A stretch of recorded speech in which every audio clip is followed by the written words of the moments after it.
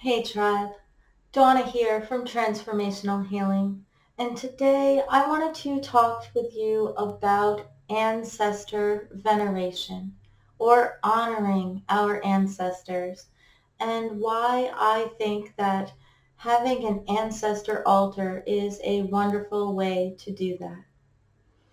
As we are approaching Samhain and the veil is getting thin, a lot of people start to think about their ancestors more. And that's because the veil between the spirit world and our world gets thinner during Samhain and also during Beltane.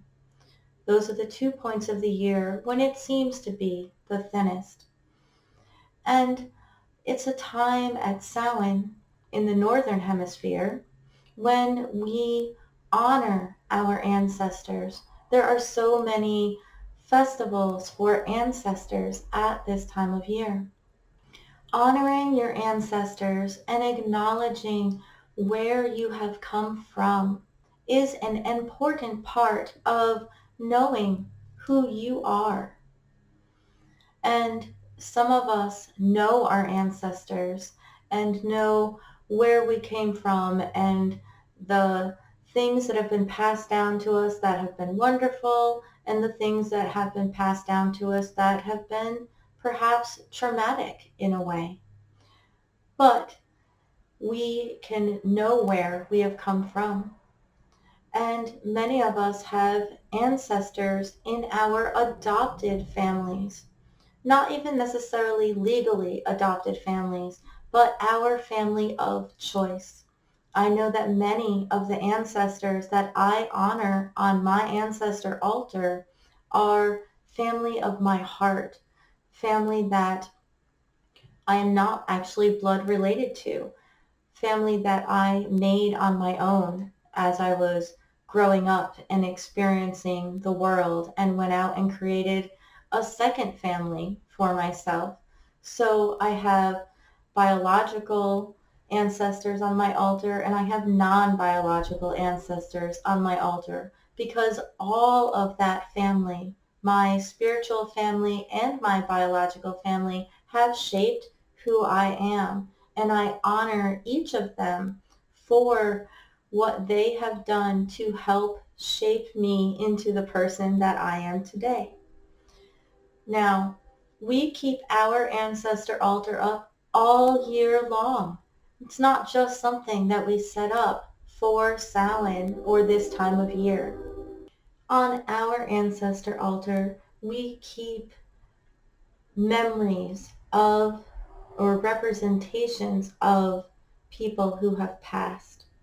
They could be prayer cards or the flag that you see, different memories of the people who have passed that we want to acknowledge by putting something of theirs or something that reminds us of them on our altar. And we leave offerings of tea and coffee that we change out like every other day throughout the year. We have an oil lamp and incense as well.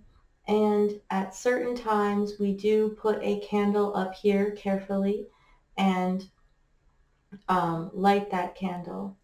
During Samhain, we actually do incorporate a candle onto our main altar over here and tend to light that and leave food offerings over here for the ancestors in general.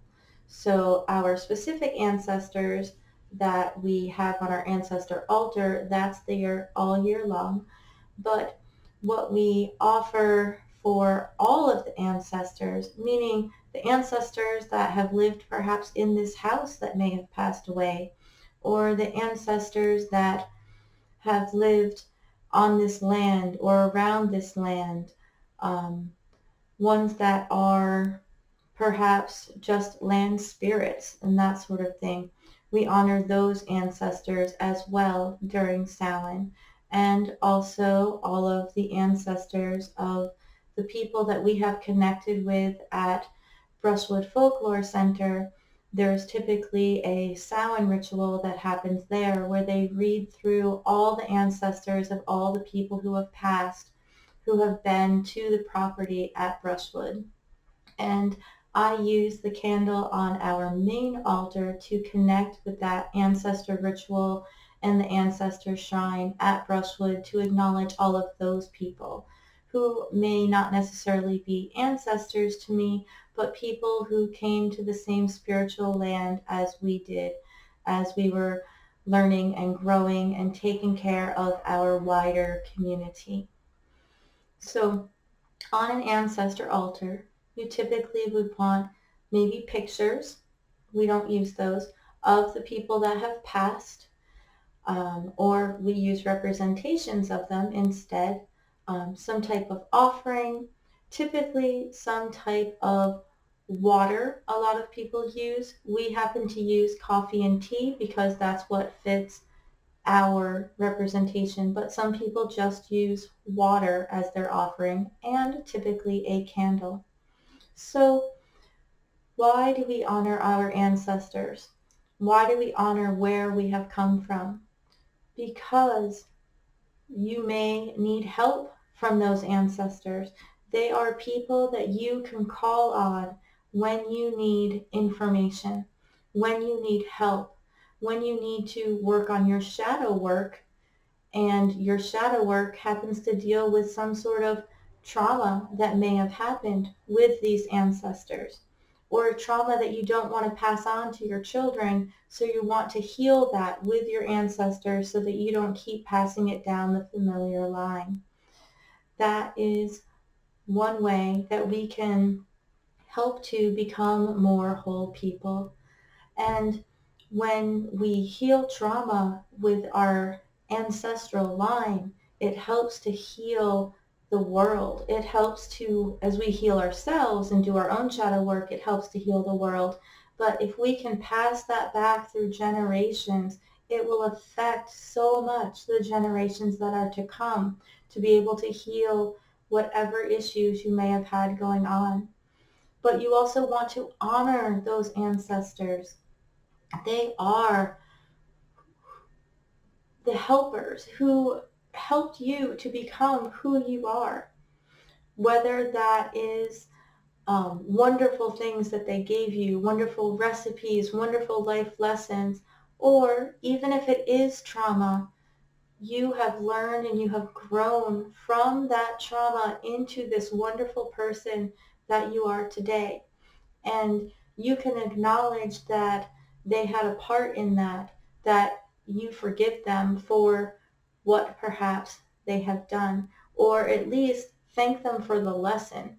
Even if what was done was not okay for you, you can at least acknowledge that it helped you to grow and helped you to get into a place that you are today. And sometimes they were injured too. And as you start to look down that ancestral line and you start to call on those ancestors, you'll realize that.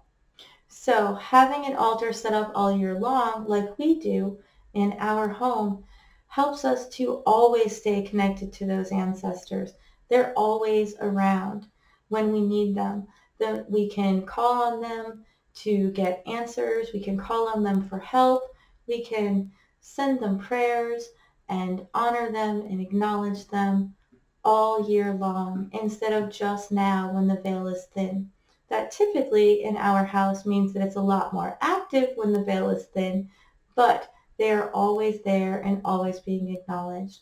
I hope that that helps to give you some ideas of things that you might want to include in your ancestral altar, why you may want to set up an ancestor altar, and ways that you can use that altar and what to put on it. This coming Sunday for our live stream at 2 o'clock is actually going to be on Samhain. So we'll make a special Samhain and Halloween live stream out of it. I will be here at Star and Splendor on that Sunday, and I hope that you stop by and see us and pay attention to some of the social media, because I will put together something special for next Sunday. I just have to pull all the details together. So if you have not yet joined that email list, go to transformationalhealing.dawna.com/tribe. If you did not yet grab your lookbook for fall, for falling back into balance, for all of that inspiration for Samhain and fall, and all the things that you can do to help pull yourself back into balance, you should go to transformationalhealing.dawna.com/resources. And the first is the tribe sign up, and the second thing down is to just download that free PDF. It's a free lookbook for you to go through and be filled with all kinds of ideas and good vibe energy for things for fall. It also has a coupon on the back page that is good until this Sunday. It expires on 10/31/21. So I hope that you have a wonderful week preparing for Samhain. Let me know what you do for your ancestors. Let me know if you already have an altar. What types of things do you put on it? And what are you planning to do for Samhain this year? What are your rituals? What are your traditions that you are passing down to your family, whether that is your biological or your family of choice? What things do you do with your community for Samhain? I really want to know. I want to hear from you. So let me know, and perhaps that is what we can talk about on Sunday. I will figure out something special to also give you guys all for a treat. So many blessings, tribe, and I hope to see you on Sunday live at 2 o'clock.